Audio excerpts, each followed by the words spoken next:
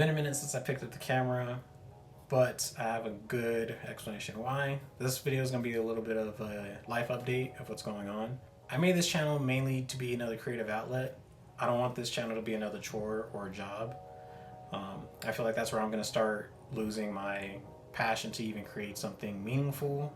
I'm really strong on creating quality stuff instead of lackluster content. I'm an artist, digital artist, photographer, video editor, and a gamer, and part-time mechanic. So I like having some off time in between different hobbies, but I want to create something that's worth watching and worth your guys' time. So let's start off with the good news. Recent college graduate, graduated in December of last year, obviously. 6 months of job hunting.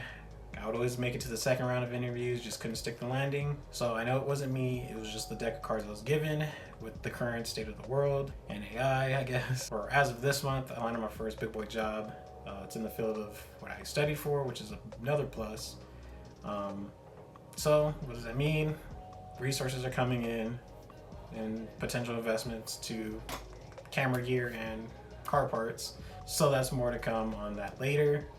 While I've been there for almost a month now, I did have a little bit of a reality check. Not in a bad way, but it's more of a milestone check. Like, we made it to the big leagues. What's your next plan of attack? Progressing on in your career. With my work ethic, I'm someone who doesn't like to be stagnant. I definitely like to take away some kind of value away from any job, whether that's character development, a skill or trade. There is room to grow and progress further on.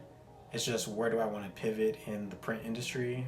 More on my background later in a separate video. I've been kind of doing small little scripts, different ideas and storytelling that I want to go over with some of my personal experiences, and kind of give it back to you guys for entertainment value, and also a little bit of motivation. It's more not on the car stuff, but just something if someone needs an extra push or is feeling down on their luck. It is currently the summer season. Car season is still going in Phoenix, but at the same time, it is miserable outside, whether it's night or day. I still want to do some car content. It's just figuring out some of the events, whether I want to suffer or not. But I have a couple of things lined up that I think I want to I don't even think I want to participate in. Something I at least want to take part of. And it's worth recording or capturing photos. It's gonna be a slow season, but I also am gonna take this opportunity to stack up my chips. I did a Q&A on Instagram, got a couple questions. Some were funny, some were out of pocket. Just want to go over some of the general questions just to give you a little light on me. The first question to kick off this segment is from the homie Jeremy. He says, what got you into cars?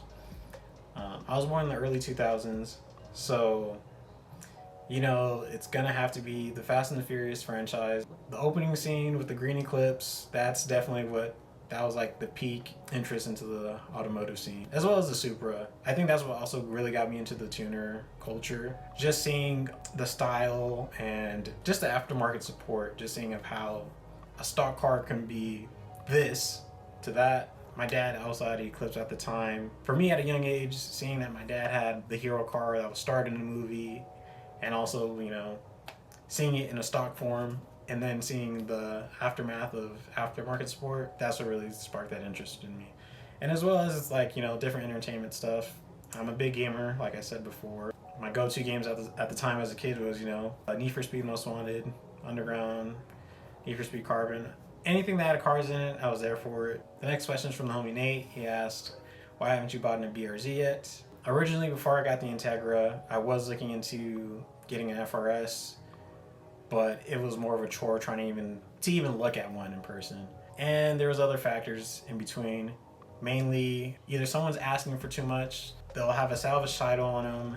The other deterrent was, it's a boxer engine. They are having I think a certain model year was having the valve spring issue. And at the time, it wasn't very mechanically inclined, so you hear a bunch of horror stories with the boxer engines on top of that.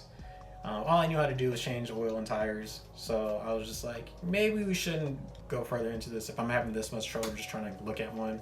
There was actually a moment where I was about to look at one in person, and then something told me to look at the listing just to make sure everything makes sense. The asking price was fairly in budget, and on the listing, I took a screenshot before just to make sure I wasn't seeing nothing. And I look at the listing again and it said it was a salvage title. I even asked him, I was like, hey, I thought it was a clean title, this, and that. He's like, yeah, it's the salvage title. I'm just trying to get rid of it.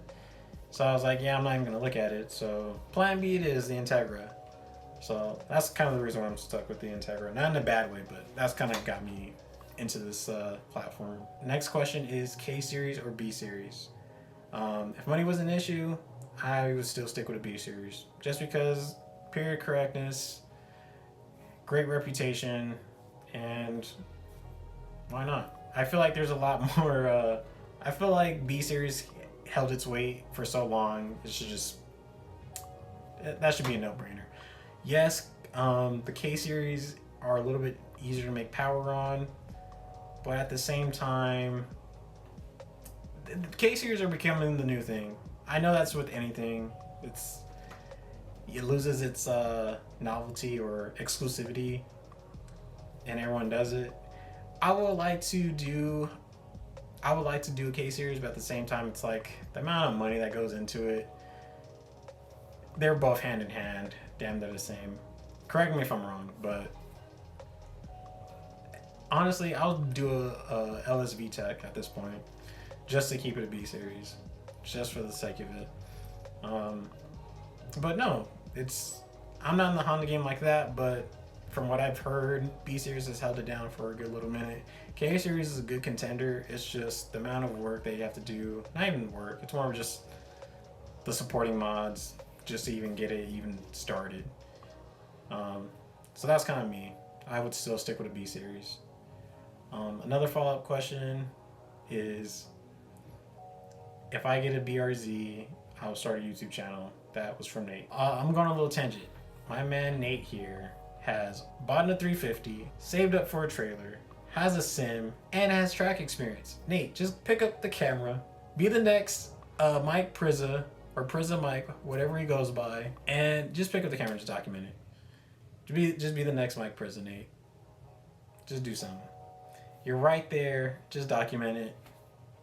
It's not even doing it for the clout, it is doing it just for the journey, and just to have a digital footprint of being like, yeah, I really did that. You skateboard, you edit, piece of cake.